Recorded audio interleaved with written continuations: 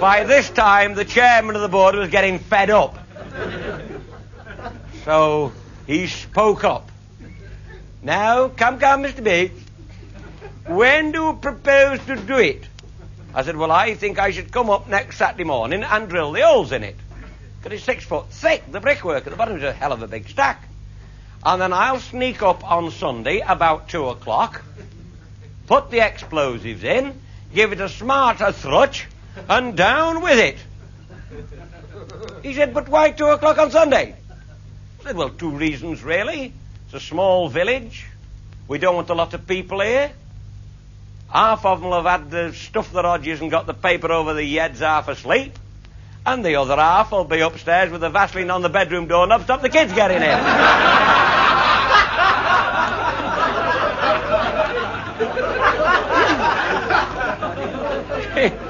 He said, a bloody good idea. I thought you filthy old swine. Anyway, this is what we did. Saturday morning, I went up there, drilled the holes in it. Saturday night, I'm in the crew arms having a drink, minding my own business, and a nice young fellow walked in, somewhat like myself. And he said, are you doing anything interesting tomorrow? I said, I've got a bloody big chimney stack to knock down. Why? Take action pictures. All action stuff, he says. Don't mess with the rubbish. All action, nothing on the bearskin rug. All action. Says, can I come with you? I've never had a chimney stack going down. I said, certainly you can, son. I said, I'll call for you in the morning. And I got to bring a bloke from English Electric. He wanted to come, bring his new number 2 box brownie, take a snap, you know. Anyway, so I said, I'm going to pick him up. So on the Sunday morning, I called for this one. And he came out, got his best suit on. Long black hairy overcoat, bright yellow tie, and black receding hair. Looked like a bloody undertaker. Walks at the house, camera slung round him, boxes of film, jars of Hippo, all the rubbish. Get in the back of my car, he does. I said, do come and sit in the front, it's not a bloody taxi.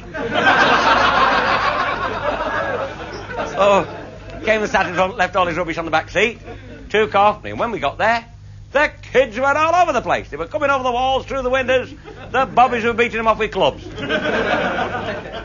I thought it was going to be a bit of a quiet thrudge. Gets in the yard. First one I seen is Mr. Ted. I said, Ted, what the carry on? Oh, I'm very sorry, Billy. I told our Arthur, he told our Tom, he told our Jack, he told 2 of our drivers. And he said, everybody's turn out. There's naught I can do about it. So we were out just discussing this, and a big black limousine drew up in the yard. And a smart, young executive type got out. And he come marching up the yard, followed by a bit of Group 1. Anyway, he walks up to me, got a strap over his shoulder and a box, and wires from up his rectum and down his nose. And I think, oh, poor bugger, when do they change his battery, you see? Because you read about these things. And he said, Mr. Bates? I said, yes, what's your trouble, mother-in-law, or constipation? He said, BBC. Well, it sounded like a bloody disease the way he said it, you know. I said, what do you want, a recording of a bang? You know, one thing around the twist. He said, no, he said, we'd like to say a few words. A few words. I said, see that canteen there? I said, that cost this firm 85,000 quid. I said, if that bloody big chimney stack drops across it, I'll say a few words, lad. But I'll just bet £1 to a pinch of Chinese excrement that you don't record them. Oh. I said, on all those little holes you can see I've drilled around the bottom of there, I've got to put little bits of explosion, little bits of muck in there, and link them up with bits of wire. I said, I'm rather busy at the moment. Oh, I understand, he said. So he went back and got in the back of this here limousine with his egg butty and this popsy. So, I'm going round the bottom of the chimney, putting me bits of explosion, little bits of muck, and a voice is saying, what's going on here then? Who's supposed to be doing this? And as you work round, this voice got closer, till it was coming to like a bit of a belloc down me wattle, you see. And this one, who are you supposed to be? I said, who the bloody hell are you supposed to be? Daily Mirror, he says. Daily Mirror. Well, this other bloke had taken was very Tory. He said, that's a good paper to wipe your bottom on. He went away to tell Cassandra we were rude to him. So it suddenly occurred to him, we've got rid of the Nationals, And that left the all-action boy that we'd taken there. I thought, well, if he gets one of his action pictures, they're bound to write something about it, you know. I said, come here, young man. I said, you could go out in a blaze of glory today. And he kind of looked at me out of the corners of his eye. I don't think I phrased it right, you know. He said, like, why? I said, well, there's the chimney. I said, you're going to be the first man in Great Britain to take pictures of a chimney stack collapsing towards him. And the eyes went up like chapel hat pegs all the way to the top. And the next thing he said, how heavy is it? I said, from 235 feet, lad, it doesn't bloody matter. It only wants one and you're up to your knees. Well, where shall I get? I said, you go and get round the far corner of the little ambulance depot, and it will pass about 17 feet to your left shoulder. He said, well, why is it closer to that building? I said, that's for the benefit of my insurance broker, you bloody idiot.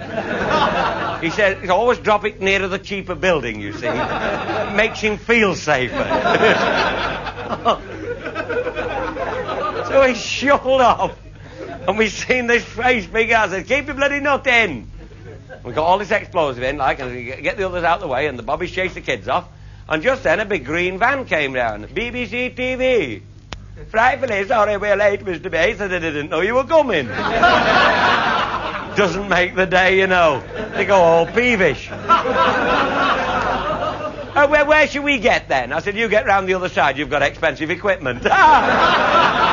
And they're looking at this poor bugger down the back and think we're going to write him off for fun, you know. Bloody shout of idiots. Anyhow, got all this in, set it up, boom, you see. Well, it's a fair bloody thrutch when it goes, and the bricks don't come out whole, they come out like packet tomato soup.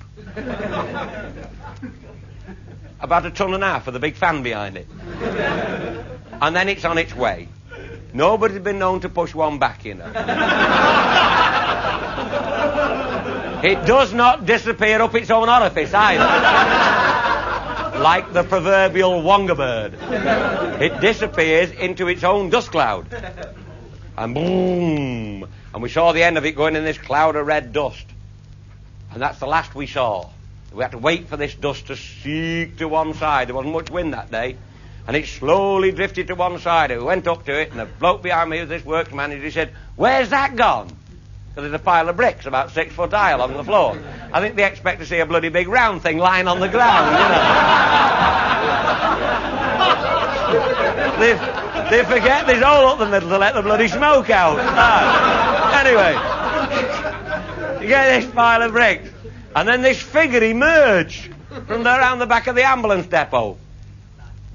When he went away, he looked like an undertaker. When he come back, he looked like Geronimo. He got all the rest. And somebody said he's walking funny. Looked like a bloody good advert for talcum powder. Somebody said, oh, he's gone over on a loose brick, twisted his ankle, gone over on a loose brick.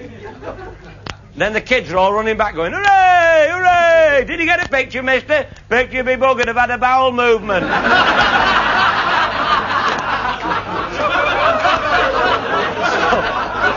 Somebody didn't like to say shit himself. There's some ladies about, you know. My God, he denied himself this morning, you know. And that's what we got. 42 mile there, 42 mile back. Shit himself and left his lens cap off.